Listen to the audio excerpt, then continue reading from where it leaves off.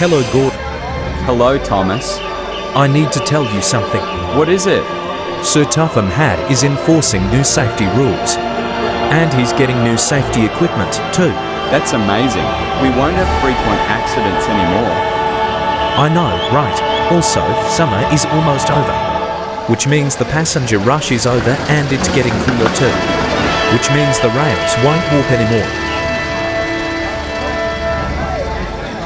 I know, it really is. The express from Knapford to Barrow-in-Furness is about to leave. Passengers willing to board shall do so.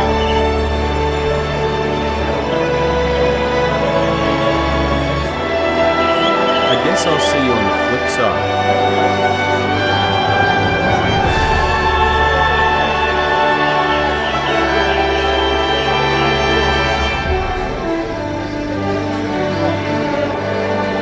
I'm glad that I won't derail anymore because these new safety rules are being enforced.